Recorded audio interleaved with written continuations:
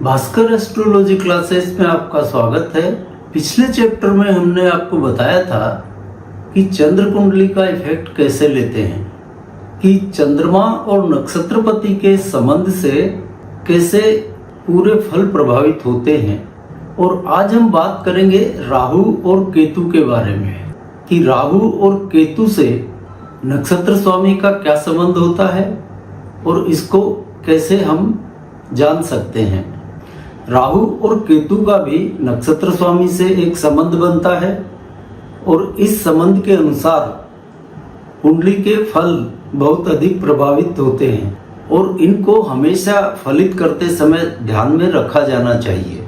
नक्षत्र स्वामी की उच्च राशि से राहु और केतु, इनके दो संबंधों के बारे में आज हम बात करेंगे। इस टॉपिक को आगे बढ़ाएं उसके पहले यह बता देते हैं कि नक्षत्र स्वामी कुंडली में कहीं भी बैठा हो, उससे आज के विषय का कोई लेना देना नहीं है।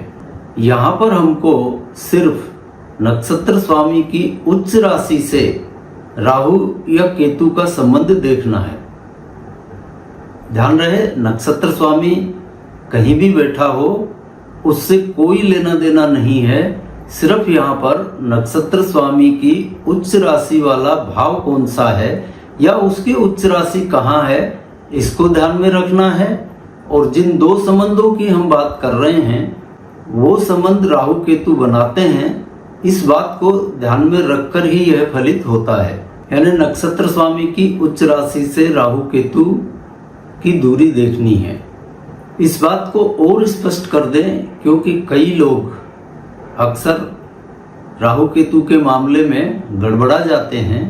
अब जैसे हम मान लेते हैं कि कुंडली का नक्षत्र स्वामी गुरु है, तो अब गुरु कहीं भी बैठा हो उसको बैठे रहने दीजिए। यहाँ सिर्फ हमको गुरु की उच्च राशि यानी कर्क को देखना है।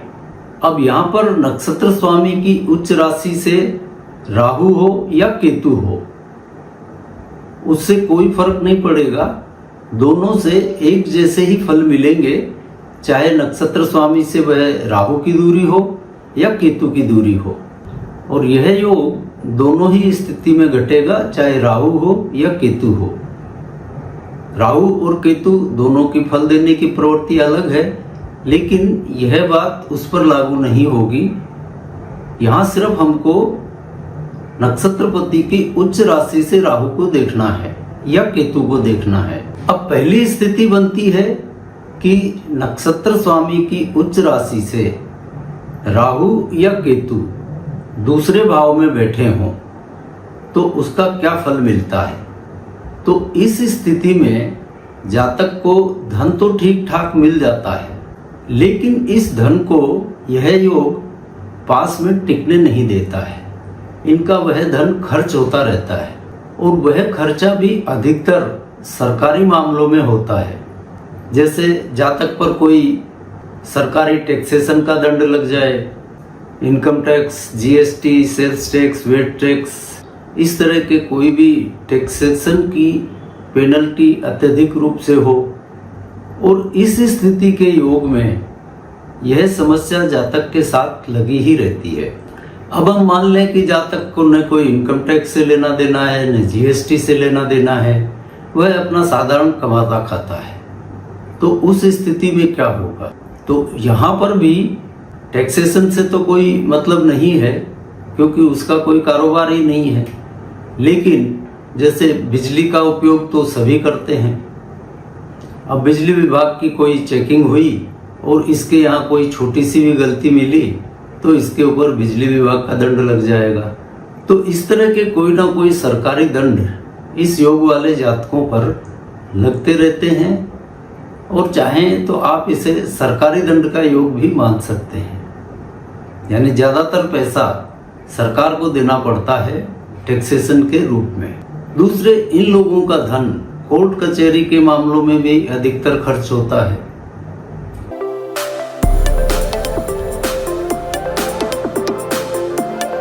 जैसे मान लीजिए इसने खुद ने किसी पर मुकदमा कर दिया हो या कोई और इस पर मुकदमा कर दे, तो कोर्ट और वकीलों के पास तो जाना ही पड़ेगा। अब जब वकीलों के कोर्ट के चक्कर काटेगा तो पैसा तो खर्च होगा ही, और जो वकीलों के चक्कर में पड़ गया उसकी क्या हालत होती है यह तो आप हम सभी जानते हैं। यानी एक बार कोर्ट कचहरी के चक्कर में पड़ा तो धन की लंका लगनी तो स्वाभाविक ही है। अब यह तो हुआ नक्षत्र स्वामी की उच्च राशि से राहु या केतु दूसरे भाव में बैठे हों उसका फल। अब दूसरी स्थिति बनती है नक्षत्र स्वामी की उच्च राशि से राहु या केतु 12वें बैठे हों, तो उस स्थिति में क्या होगा। इस स्थिति में जातक के पास धन बहुत मात्रा में आता है, इसे आप धन योग भी कह सकते हैं। यह स्थिति जातक को धन देने में कोई कमी नहीं छोड़ती, बल्कि जातक दोनों हाथों से जमकर धन कमाता है। या कह लें कि राहु केतु की धन के मामले में यह सर्वश्रेष्ठ स्थिति बनती है।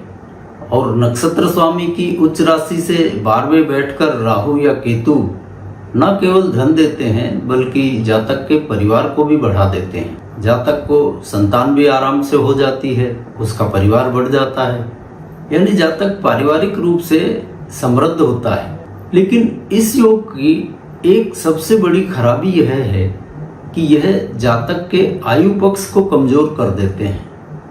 तो ऐसे जातकों को थोड़ा संभल कर चलने की आवश्यकता है। अब मान लीजिए कि यह योग है और बहुत से लोगों के साथ होता भी है।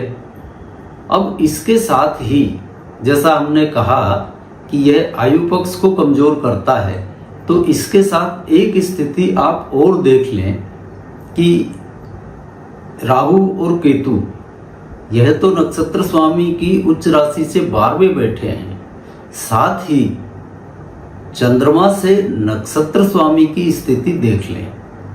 यदि चंद्रमा से नक्षत्र स्वामी खुद दूसरे भाव में बैठा है या 7वें भाव में बैठा है, तो फिर आयु पक्ष में बहुत संभल कर चलने की जरूरत है।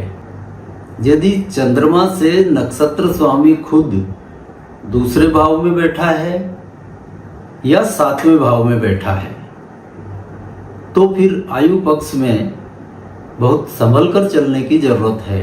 तो हमने राहु और केतु इन दोनों का एक योग आपको बताया, और कुंडली को देखते समय इसको ध्यान में रखना बहुत आवश्यक है।